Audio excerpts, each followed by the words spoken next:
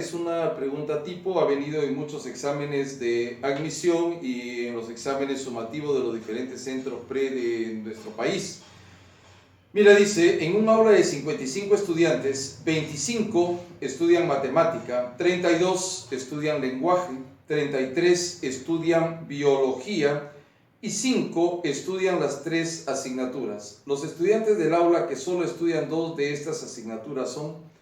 Antes de continuar, quisiera hacer un comentario a este enunciado. No sé si ustedes se han percatado, estoy seguro que más de uno de ustedes ya lo ha resuelto, ¿de acuerdo? Y ha llegado a la misma respuesta a la que yo voy a llegar. Sin embargo, no se ha percatado de que el enunciado no está completo. ¿A qué me refiero? ¿Qué pasaría, amigos, si dentro de los 55 estudiantes que ahora vamos a registrar en este momento, los 55 estudiantes, hay algunos simplemente que no estudian ninguno de estos cursos? Acá no está diciendo. Para que el enunciado sea completo debe decir, en un aula de 55 estudiantes que cursan alguno de estos 3 cursos. Si indicase eso, ya no habría ningún problema porque de manera automática, como dice que de esos 55 estudiantes, alguno cursa al menos uno de estos cursos, quiere decir que todos están involucrados acá y nadie queda fuera, ¿de acuerdo?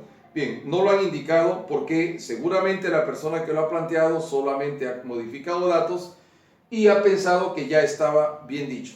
Sobre ese preámbulo voy a empezar a resolver como pienso que la mayoría de ustedes lo ha entendido. Mira lo que dice. En un aula de 55 estudiantes, 25 estudian matemática. Ahí estoy colocando, 25 estudian matemática.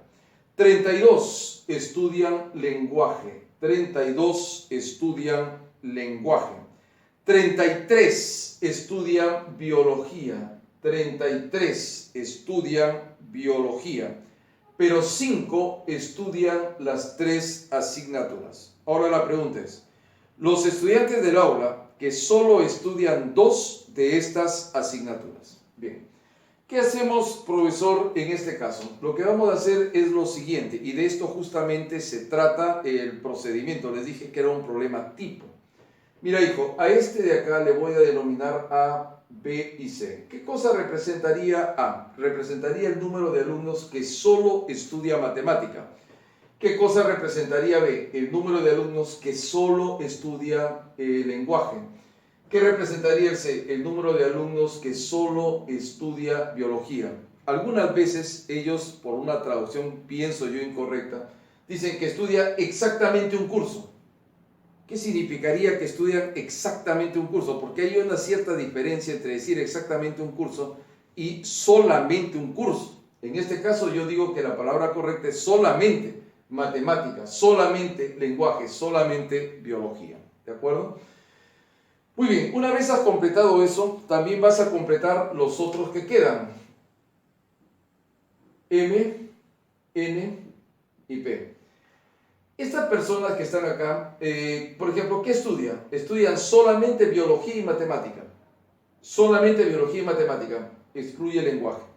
Este N indica el número de personas que solo estudian matemática y lenguaje, pero no biología. Este P, las personas que estudian lenguaje y biología, pero no matemática. ¿De acuerdo? Y esos términos que te estoy mencionando sí son términos propiamente que se utilizan dentro de la teoría de los conjuntos, ¿de acuerdo? Muy bien, ahora, como esto de acá van a indicar a personas que solo estudian un curso específico y estas, las personas que estudian 2 cursos pero no el tercero.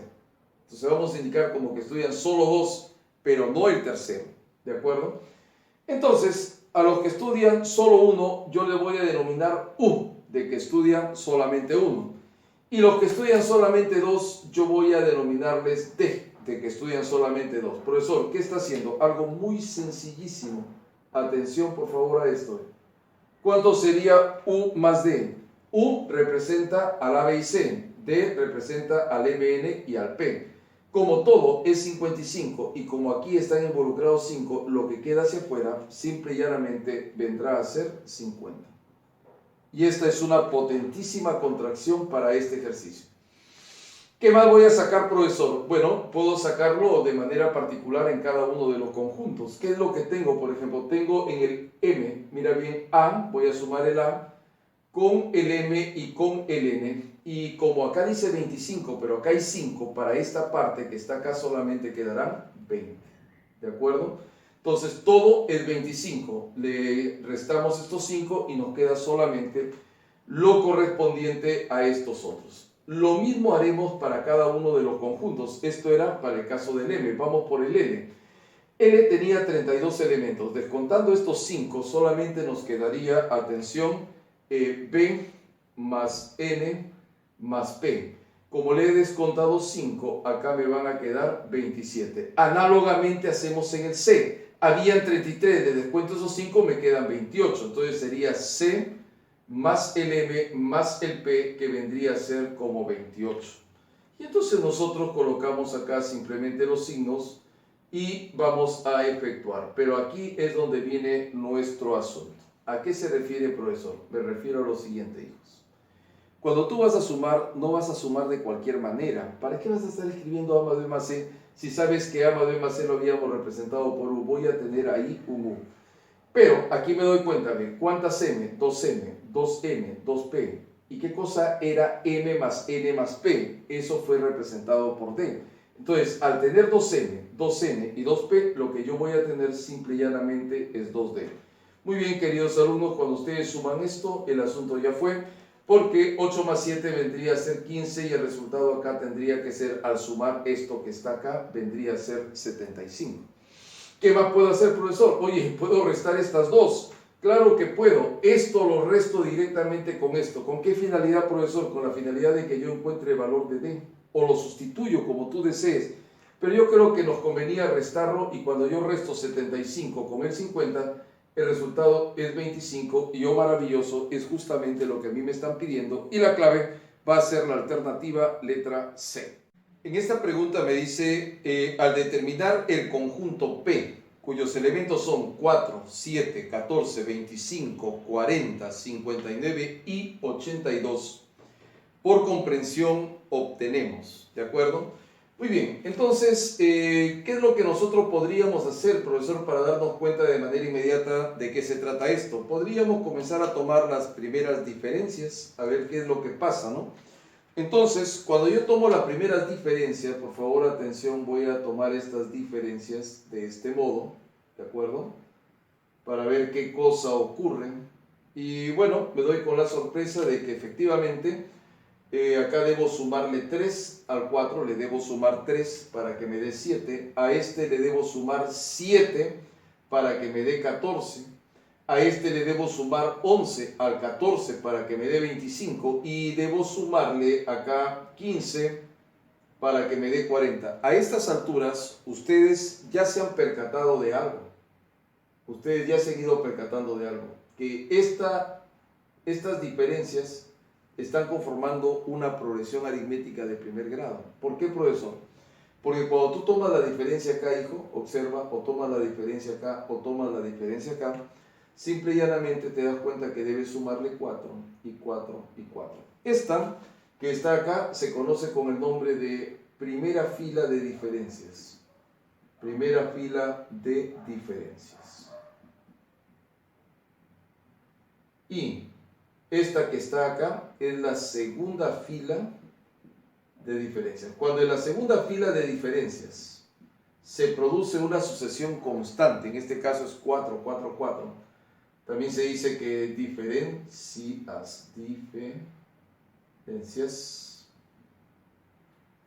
se dice que la razón es 0, ¿de acuerdo? Pero cuando en la segunda fila de diferencias se produce esa sucesión constante, ya podemos tener la seguridad de que todos estos elementos corresponden a una sucesión de segundo grado.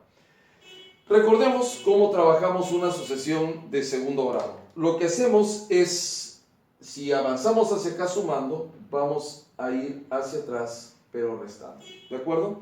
Entonces aquí voy a restar 4 y lógicamente si resto 4 me va a quedar pues menos 1. ¿De acuerdo? Porque 3 menos 4 sería menos 1. Ahora, yo tendría que hacer exactamente lo mismo acá, pero en este caso, fíjate bien, 4 menos 1, ¿cuánto me va a quedar acá? Acá me va a quedar 5, ¿de acuerdo? Entonces, repito, 3 menos 1 vendría a ser pues 3 menos 4 vendría a ser menos 1 y 4 menos menos 1 vendría a ser 5. Y entonces aquí se forma lo que ellos denominan un pivot, que lo voy a indicar de este modo, así, ¿no? Ya está. Y eso tiene una pequeña regla que no es difícil, si ustedes se dan cuenta, ahí dice f de n han colocado, entonces nosotros igual para no perder el tiempo, vamos a colocar f de n así, de este modo, ¿de acuerdo? Y lo primero que hacemos es tomar la mitad de este último, del que está en la parte inferior, la mitad. Y esa mitad vendría a ser 2 y se multiplica por n cuadrado. ¿Qué más hago, profesor? No te olvides, porque esto es muy fácil. Este se resta con este. Este menos 1 que está aquí en segundo término se resta con este. Es decir, ¿cuánto te va a salir? Menos 1 menos 2 vendría simple y llanamente a ser menos 3. Y esto, por favor, es en todas las sucesiones de segundo grado. Entonces, la mitad de este, menos 1 menos ese resultado que era la mitad, te queda el menos 3. Y el término independiente vendría a ser simplemente el que aparece ahí sin ningún cambio. Entonces, vendría a ser más 5. En este momento, ustedes ya están observando las alternativas y se están dando cuenta que solamente en 2 de ellas aparece esta expresión correcta. ¿De acuerdo? Bien, ¿cuál vendría a ser la respuesta, profesor? Dado que hay un total de 7 elementos, quiere decir que en ese conjunto dado por comprensión solamente deben haber 7 elementos. En la alternativa A me dice que el n pertenece a z, pero eso significa que si el n pertenece a z y es menor que 8, como te están indicando ahí, hay infinitos valores que cubren y este no es un conjunto infinito. Entonces, ¿cuál sería la alternativa? La alternativa sería la letra D. ¿Por qué, profesor? Porque me dice que el n pertenece a z positivo, es decir, solamente está considerando los valores positivos que van desde el 1 hasta el 7, y ahí dice justamente menor o igual que 7. La respuesta que nosotros estamos buscando es que este conjunto P es el conjunto de los n que pertenecen a los números enteros positivos, tal que el f de n que hemos obtenido, que vendría a ser 2n al cuadrado menos 3n más 5, con el n que sea menor o igual que 7. Entonces ahí lo vamos a tener. El conjunto P es el conjunto de los n que pertenecen a los enteros positivos, tal que el f de n sea 2n cuadrado menos 3n más 5, y donde el n sea un número menor o igual que 7. Entonces, la clave será la respuesta letra D. Esta curiosa pregunta me dice si en los conjuntos A y B se cumple que el cardinal de la unión del A con el B es 6, ¿de acuerdo? Y que el cardinal de la potencia de A más el cardinal de la potencia de B es 40. Entonces, ¿a qué será igual el cardinal de la potencia de A intersectado con B? ¿De acuerdo? Bueno, en principio voy a comenzar con esto que dice que el cardinal de la potencia de A sería 2 al cardinal pues de A, y acá vendría a ser 2 al cardinal de B, y me está indicando que si yo sumo estas dos potencias de 2 su resultado, el resultado acá tiene que ser 40, ¿de acuerdo? Me gustaría que analizáramos en este momento algunas potencias de 2. Por ejemplo, voy a colocar el 2, el 4, el 8, 16, 32, 64 ya se había pasado porque la suma de estas dos potencias solo me da 40, ¿de acuerdo? Entonces, esto de acá lógicamente podrá continuar así, pero a nosotros nos interesa analizar las más pequeñas, ¿de acuerdo? Quiero encontrar dos potencias que sumadas me den 40. Si yo sumo el 2 con el 34, no lo sería, no lo sería, no lo sería y no lo sería. ¿De acuerdo? Entonces voy con el 4. Comienzo a probar acá, me doy cuenta que tampoco llegaría a ningún resultado positivo. Sin embargo, cuando yo sumo el 8 con el 32, fíjate bien, ahí sí me está dando lo que yo deseo, ¿de acuerdo? El 8 con el 32 sí me está dando lo que yo deseo. En otras palabras, lo que yo debo tener aquí es 2 al cubo sumado con 2 a la 5, ¿de acuerdo? Y 2 al cubo más 2 a la 5 me va a salir el 40. Pero acá estoy frente a un problema, ¿no? Bueno, Yo diría que 3 más 5 me quedaría, ¿cuánto, jóvenes? 8, y acá me dice que 6. ¿Por qué ocurre eso? Eso ocurre porque este es solamente el cardinal del conjunto A y este es el cardinal solamente del conjunto B, ¿de acuerdo? Pero tomados individualmente. Entonces, si este resultado que me está dando acá es 8, es mayor que este, quiere decir que hay elementos que deben ser comunes, ¿de acuerdo? Muy bien, entonces eso se resuelve muy fácilmente. Bueno, acá ya hemos comprobado que efectivamente es 40. Se resuelve muy fácilmente haciendo uso de un diagrama de Venn-Euler. Nosotros cogemos aquí así, cogemos aquí así. Podríamos nombrar a cualquiera de ellos. Recuerda que la unión que es un poco indiferente, es casi como la adición parecida, análoga, ¿no? No es lógicamente lo mismo, pero nos da una idea. Bueno, yo podría decir, por ejemplo, que el cardinal de A es 3 o que el cardinal de B es 5. Puede ponerse al revés y no va a pasar absolutamente nada. Entonces, miren amigos, como yo sé que el cardinal de la unión es 6, yo podría considerar, por ejemplo, así, me observa, ¿cuántos elementos hay en esta parte que yo estoy sombreando? Hay 5. Pero como me dice que la unión debe tener 6, entonces yo automáticamente sé que si aquí en esta parte verde hay 5, acá tiene que haber 1. Y si ahí hay 1, habiéndome dicho que el conjunto A tiene 3, entonces acá deben haber 2. Y justamente yo necesitaba saber eso, porque lo que a mí me están pidiendo, estimados jóvenes, es justamente, atención aquí, me están pidiendo el cardinal de la potencia de A intersectado con el B, ¿de acuerdo? El cardinal de la potencia del A intersectado con el B. Y nosotros sabemos que esto no es otra cosa que 2 al cardinal de A intersectado con el B, ¿de acuerdo? Cardinal de A intersectado con el B. Y esto vendría a ser lo mismo que 2 al cuadrado y su valor será pues 4. Entonces A intersectado con el B, 2 al cuadrado y su valor vendrá a ser 4. Y la clave será la alternativa letra B. En esta pregunta me dice, en la ciudad de Cascas, el 60% de los habitantes comen pescado, el 50% comen carne, y hay un dato interesante, el 40% de los que comen carne también comen pescado. Pudieron haber dicho otro porcentaje de los que comen pescado comen carne, que sería equivalente. ¿Por qué?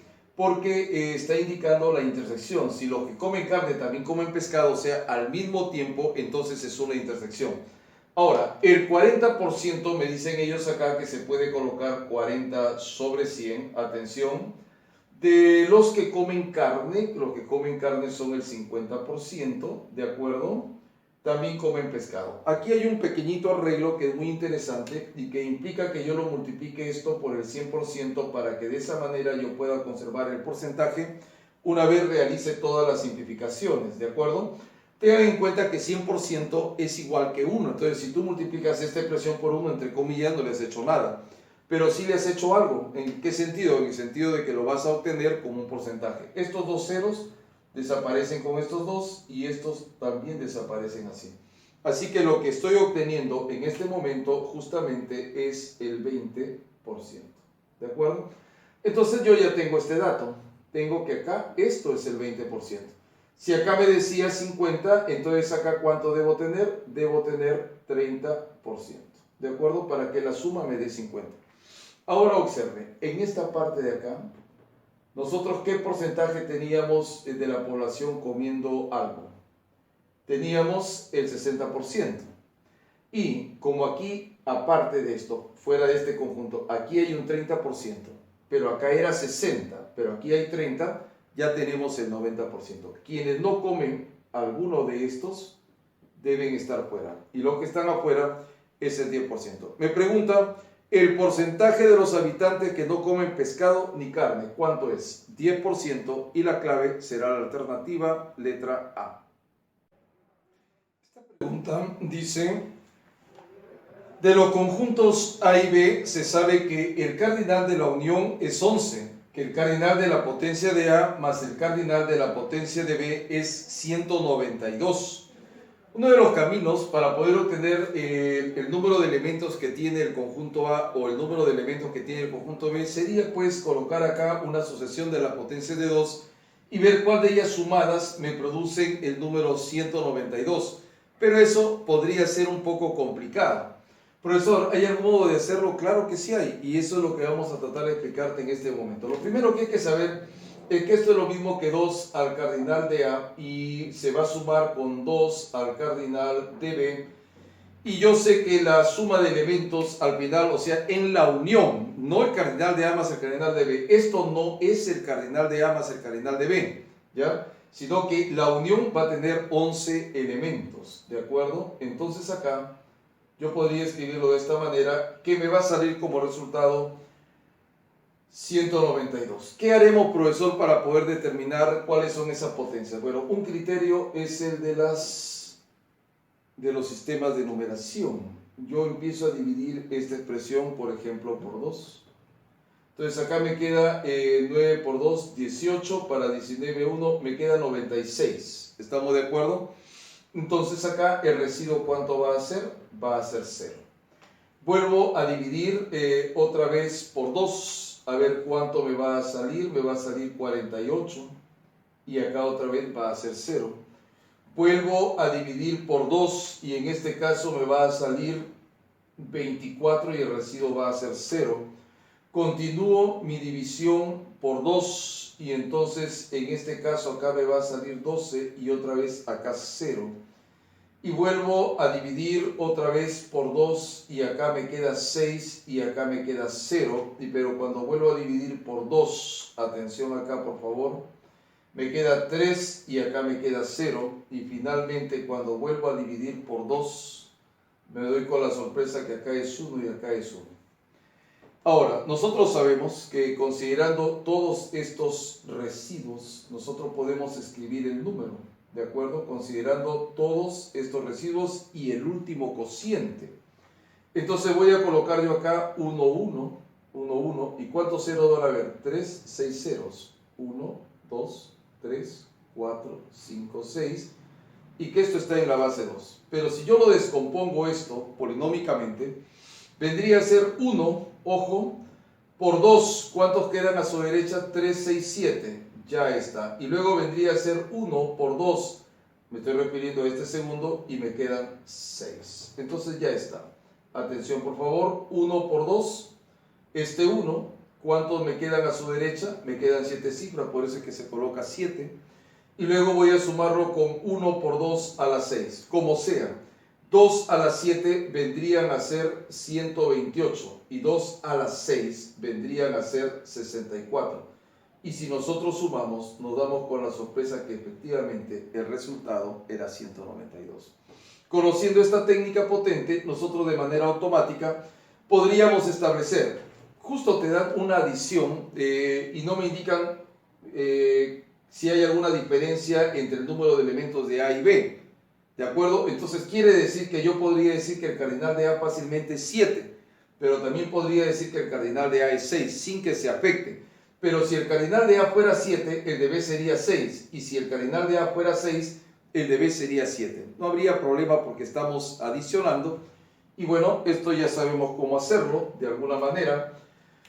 Podríamos colocar un par de conjuntos así para indicar al A y al B. Como te darás cuenta, no es necesario utilizar el conjunto referencial para este caso. Voy a colocar aquí el A y el B. Yo ya sé que el A puede tener, ojo, 7 elementos. Lo voy a colocar acá.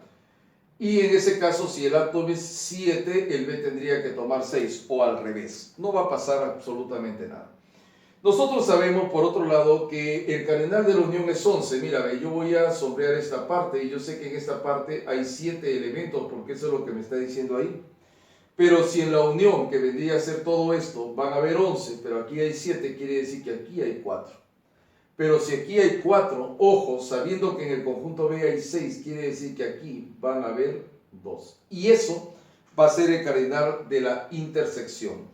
¿Qué cosa es lo que me está pidiendo? Ojo, por favor, porque es muy sencillo. Lo que me está pidiendo simplemente es lo siguiente. Ojo. Me pide el cardinal de la potencia de A intersectado con el B.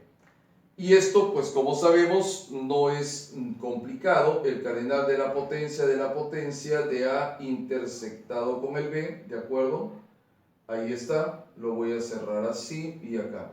¿A qué será igual esto, profesor? Esto simple y llanamente es igual. ¿Cuántos P aparecen ahí? 2. Entonces tú colocarás 2 a la 2. Y finalmente al cardinal de la intersección del A con el B. Pero yo sé que el cardinal de la intersección del A con el B es 2. Entonces este resultado no vendría a ser otra cosa que 2 a la 2 a la 2. ¿Y cuánto sale esto? 2 a la cuarta, 2 a la 2 es 4 y 2 a la cuarta, el resultado vendría pues a ser 16. Y la respuesta será la alternativa letra D. Bien, este es un muy curiosísimo ejercicio. Fíjate lo que me está indicando, me dice que el X no pertenece a este conjunto. ¿Qué significa eso, profesor? Que si nosotros sombreamos en este diagrama de Ben-Euler este conjunto, ¿de acuerdo? Justamente lo que no se haya sombreado será donde el X está, porque dice el X no pertenece a esto. Si no pertenece a esto, pertenece a donde esto no está, ¿de acuerdo?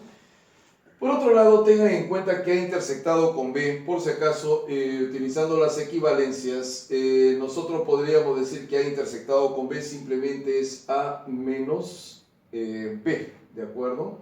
A menos B.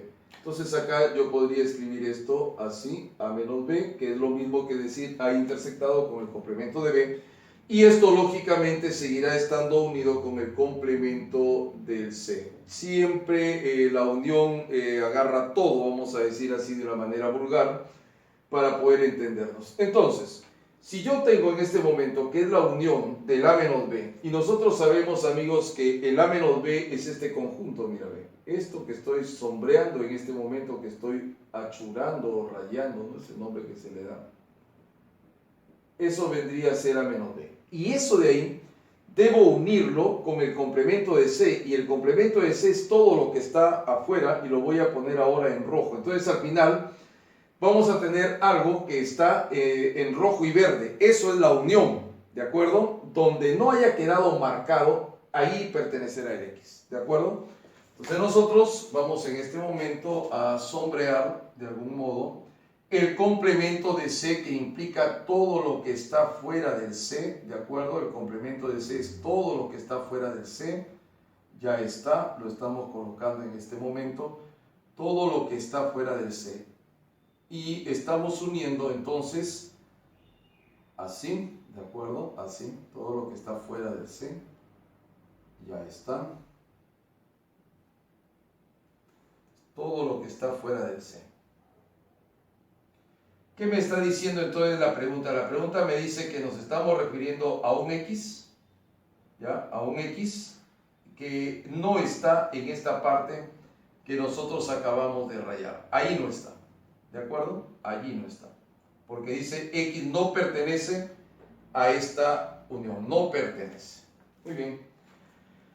Entonces la unión es lo que está en verde con lo que está en rojo. ¿Dónde pues entonces puede estar ese X? Ese X puede estar acá, porque ahí no está tocando eso, no pertenece a esa parte rayada.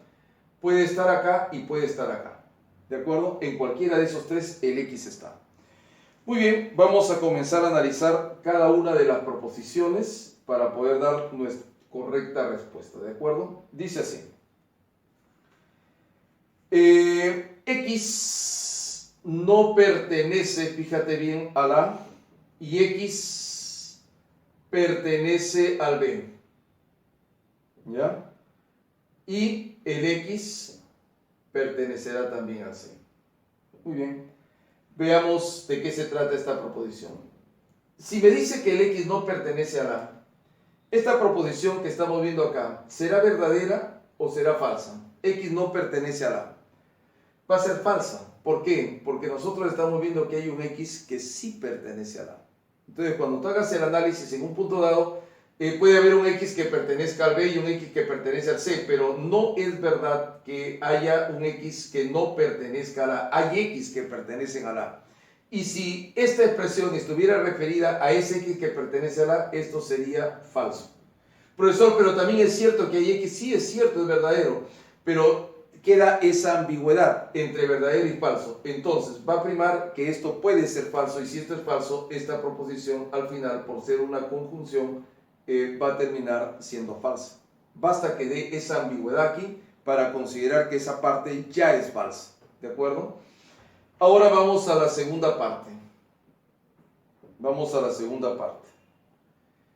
Me está diciendo acá lo siguiente. Mira, me dice X pertenece a C menos A, o X pertenece a B intersectado con el C.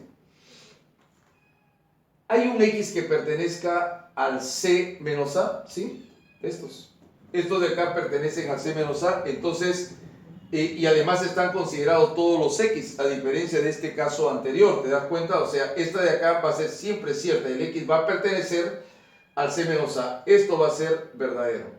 O, acá viene el O, de la disyunción débil. Bueno, ahí ya no hay ningún problema, porque nosotros sabemos que al ser una disyunción débil, basta que una de las partes sea verdadera para que toda la proposición sea verdadera. Sin embargo, me gustaría que analizáramos esta otra parte también.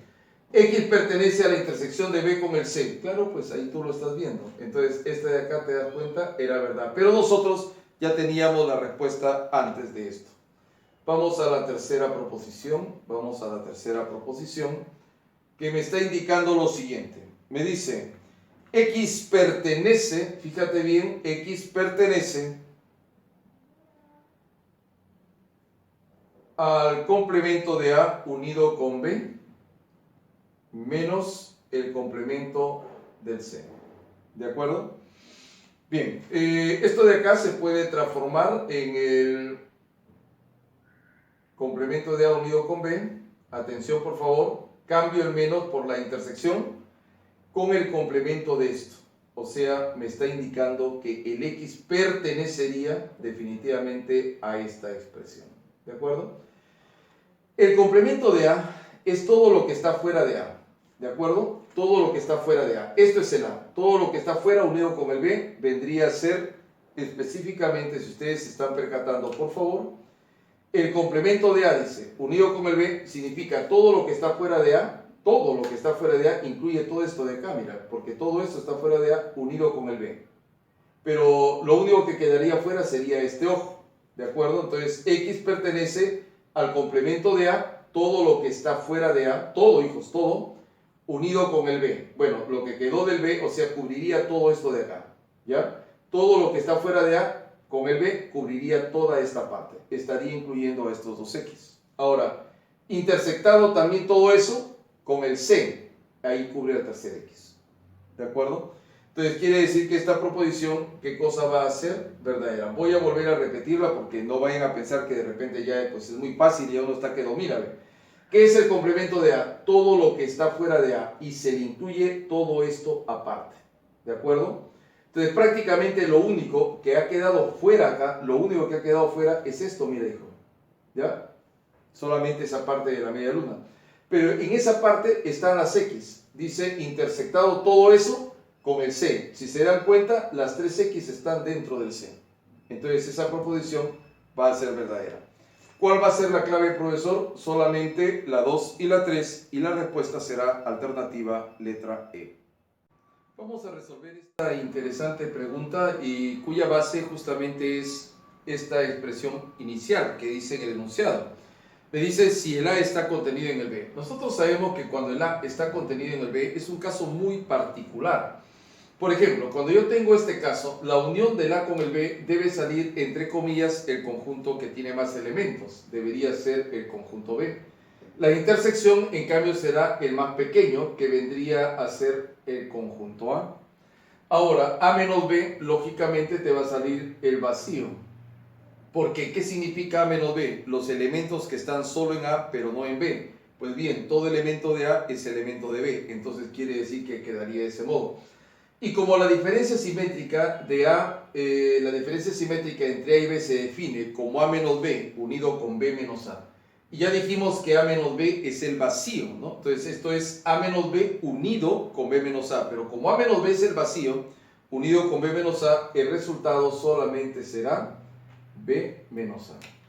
¿Ya? Y cada vez que se encuentren ustedes con un caso en el que les indican eso de que A intersectado con B, yo les recomiendo que estas 4 proposiciones que tenemos acá las tengan muy en cuenta para poder hacer sus simplificaciones. Bueno, por ejemplo, cosas que nosotros podríamos sacar de manera inmediata aquí. Fíjese bien, el A menos B es el vacío.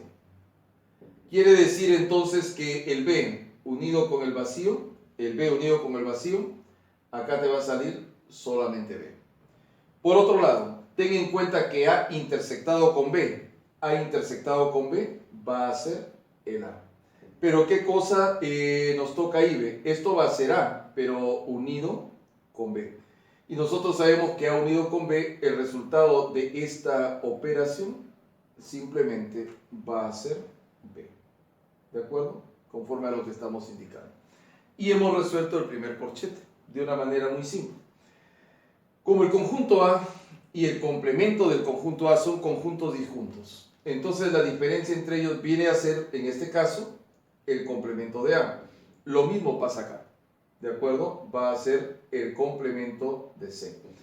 Como esto me dio el complemento de A y como acá me dice que está intersectado con esto de aquí, nosotros sabemos que esta expresión de acá es uno de los teoremas de Morgan, ¿de acuerdo? De De Morgan.